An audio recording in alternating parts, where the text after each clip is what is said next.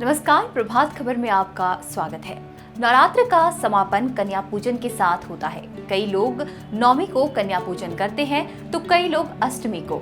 अगर कन्या पूजन करने जा रहे हैं तो कुछ बातों का खास ध्यान रखें, जैसे कन्या पूजन कैसे होना चाहिए और किन बातों का ध्यान रखना चाहिए। सबसे पहले जानते हैं कि कन्या पूजन करने का क्या महत्व है। दरअसल नवरात्रि की पूजा बिना कन्या पूजन की अधूरी मानी जाती है। माँ दुर्गा पूजा में हवन, तप, दान से उतना प्रसन्न नहीं होती जितना कन्या पूजन कराने से होती है। कन्या पूजन करने से माँ दुर्गा प्रसन्न होती है और आपकी सभी मनोकामनाएं पूर्ण करती है। वहीं नवमी तिथि की बात करें तो कन्या पूजन 14 अक्टूबर दिन गुरुवार सुबह 6:52 के बाद नवमी तिथि लग जाएगी, जिसके बाद नवमी तिथि में कन्या पूजन और हवन किया जा सकेगा। कन्या पूजन के दौरान इन बातों का विशेष ध्यान रखना चाहिए। सबसे पहले सुबह उठकर स्नान करें और उसके बाद ही कन्या पूजन के लिए खाना बनाएं। कन्या पूजन में पूरी, काले चने और हलवा का भोग लगाया जाता है। खाने में प्याज, लहसुन बिल्कुल ना डालें।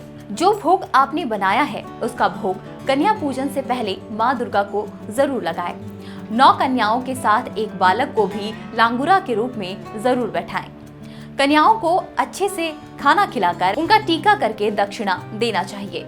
आइए अब जानते हैं कैसे और किस रूप की पूजा से क्या मिलता है। माँ दुर्गा सप्तशती में कहा गया है कि दुर्गा पूजन से पहले भी कन्या का पूजन करें, उसके बाद ही माँ दुर्गा का पूजन आरंभ करें। नवरात्रि के 9 दिनों में कन्या पूजन में इस बात का विशेष ध्यान रखना चाहिए, कन्याओं की उम्र 2 वर्ष से कम और 10 वर्ष से अधिक ना हो। कन्या पूजन में 2 से 10 साल की कन्याओं को आमंत्रित करें। पूजा से पहले इस बात का ध्यान रखना चाहिए कि घर में साफ सफाई हो। शास्त्रों में 2 साल की कन्या को पूजने से दुख और दरिद्रता दूर होती है। 3 साल की कन्या त्रिमूर्ति के रूप में मानी जाती है।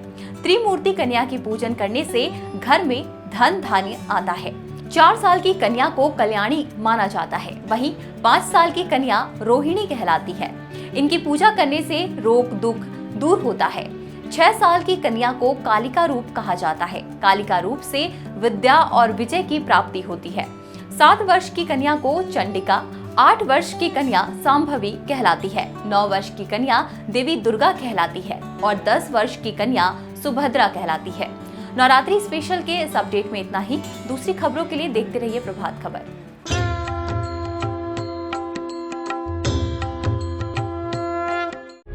प्रभातखबर.com, विश्वास वही, रफ्तार नहीं।